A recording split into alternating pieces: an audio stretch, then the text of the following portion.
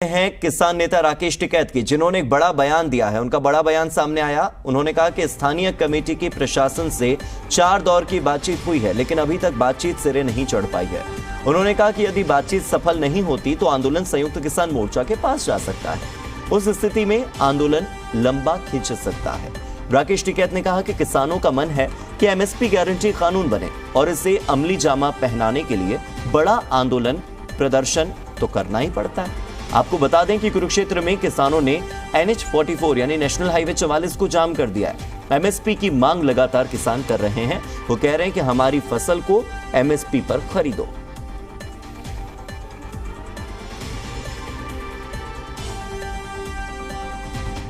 अभी समाधान दिखला नहीं होगा, क्योंकि जो कमेटी गई थी अभी वो संतुष्ट नहीं होगी उनसे।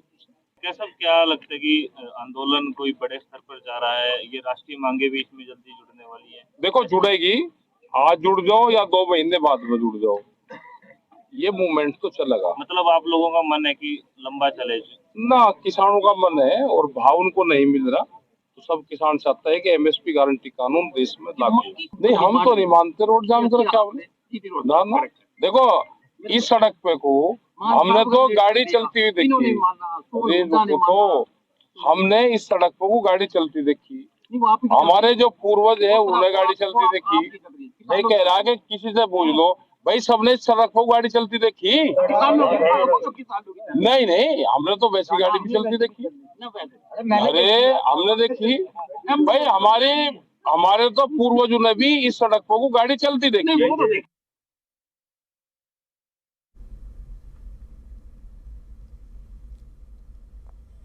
तो राकेश टिकैत ने कहा है कि एमएसपी के लिए हम बड़ा आंदोलन करेंगे। सूरजमुखी की एमएसपी पर अब यह संग्राम छिड़ चुका है। आप देख सकते हैं किस तरह से यहां पर पक्का मोर्चा लगाने की तैयारियां नजर आ रही है। यहां आप देखिए टेंट लगना शुरू हो गए हैं। नीचे जो दरी है वो बिछा ली गई है। ट्रैक्टर और ट्रॉली से सड़कों को रोक लिया गया है। एक बार फिर से किसान आंदोलन 2.0 शुरू न हो। पहले दिल्ली में था, बॉर्डर्स पर था, इस बार हरियाणा के कुरुक्षेत्र में यह किसान आंदोलन बड़ा रूप लेता दिखाई दे रहा है।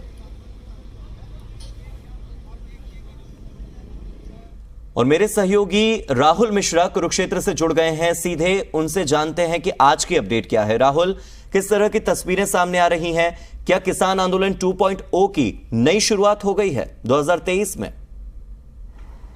आप सही कह रहे हैं। आप यदि कहा जाए कि किसान आंदोलन 2.0 की अब शुरुआत हो गई है, और जिस तरीके का घेराबंदी दिल्ली और आसपास में देखने को मिला था पहले जब किसान आंदोलन के समय, उसी तरीके की घेराबंदी अब इस समय भी यहाँ पर देखने को मिल रही है। लेकिन मांग यहाँ पर यदि कहा जाए कि सूरजमुखी के को लेकर के यहाँ पर एमएसपी की मांग की जा रही है, और साथ ही साथ जो किसान नेता हैं उनकी रिहाई की मांग है।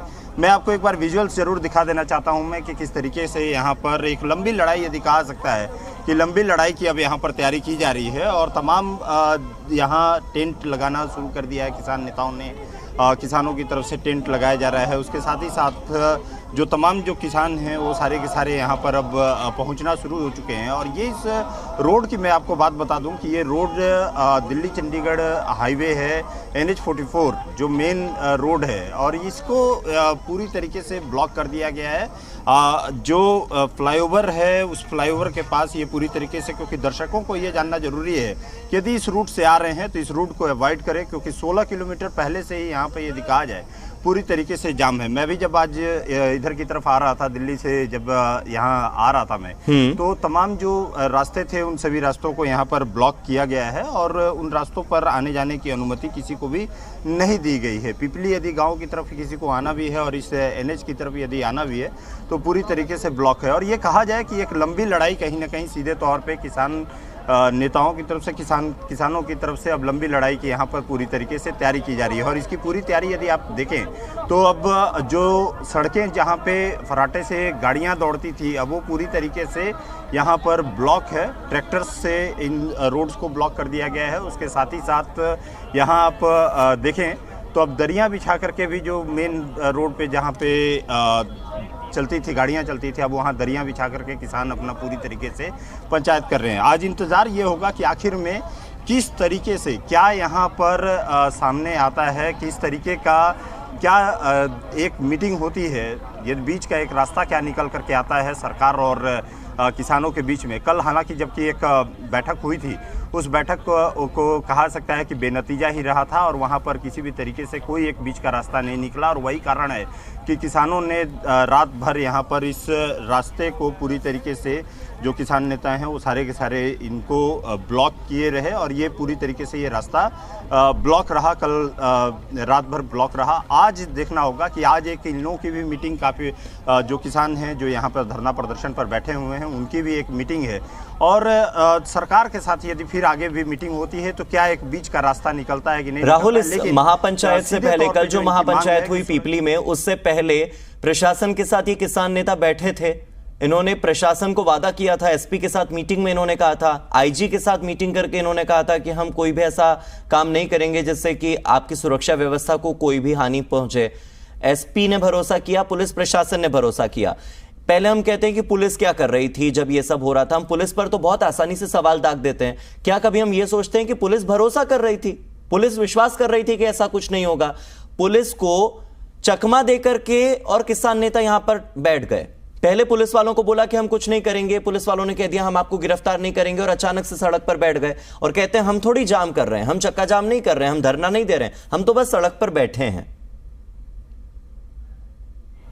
नहीं, देखिए यदि सीधे तौर पे यदि कहा जाए कि इसमें कहीं ये पूरी तरीके से, क्योंकि आप यदि आप चक्का जाम और सड़क पे बैठने का एक सीधे तौर पे इस, क्योंकि मैं विजुअल्स में इसलिए दिखाना चाहता हूं मैं, यदि आप सड़क को आप, क्योंकि ये मेन सड़क यदि कहा जाए कि एनएच है और नेशनल हाईवे है और ये रास्ता यदि कहा जाए चंडीगढ़, शिमला, इन सभी रास्तों को जो है ये कहीं ना कहीं सीधे तौर पे कनेक्ट करता है। ये रास्ता जो है यदि कहा जाए तो पाकिस्तान के बॉर्डर तक ये रास्ता ये पूरी तरीके से जाता है और उस रास्ते को यदि कहीं सीधे तौर पे आपने ब्लॉक किया है तो ये क्योंकि आपने जो पहले से कहा था, वादा कहा था कि यहाँ पर कहीं सीधे तौर पे कोई ब्लॉक नहीं किया जाएगा, बातचीत के जरिए इसको हल निकाला जाएगा। लेकिन अब यदि कहा जाए तो अब ये पूरी तरीके से आंदोलन का रूप लेकर के और ये लोग धरना प्रदर्शन पर अब यहाँ कहीं ना कहीं सीधे तौर पे बैठ गए हैं और इससे परेशानियाँ कहीं सीधे तौर पे यदि कहा जाए कि आम जनता को सबसे ज़्यादा परेशानियाँ होती हैं।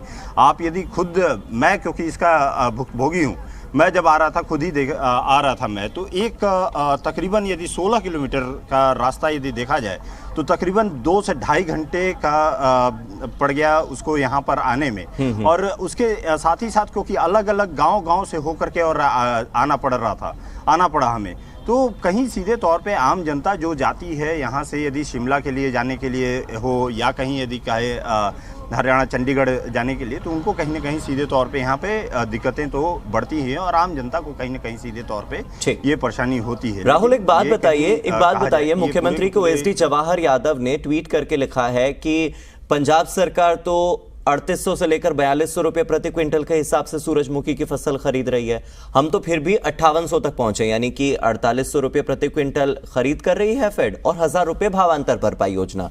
5800 भी हो गया तब भी एमएसपी तो 6400 है, यानी 600 रुपए का नुकसान तो किसानों को तब भी हो रहा है प्रति क्विंटल। और फिर तुलना की जाती है पंजाब से, तो क्या चाहते हैं कि धरना और विरोध प्रदर्शन पंजाब में भी हो, ये मंशा है, या मंशा ये है कि हरियाणा में भी ये ना हो, किसान खुश रहें चाहे किसी भी राज्य में हो? और किसी और राज्य की बात क्यों करना, हरियाणा की सरकार है, हरियाणा के किसानों के लिए सोचे। सरकार का पक्ष क्या है इसमें? और देखिए सरकार, क्योंकि कल बीच का एक रास्ता यदि कहा जाए कि जरूर निकालने की कोशिश की गई थी इनसे बातचीत करके, और जो क्योंकि देखिए मेन यदि कहा जाए कि 2 मांग है यहाँ पर, सीधे तौर पे यदि कहा जाए कि एमएसपी की मांग कर रहे हैं और यहाँ पे किसान नेताओं की रिहाई की मांग कर रहे हैं, लेकिन जो मुख्य यदि मांग कहा जाए तो कहीं सीधे तौर पे एमएसपी की ही मांग है।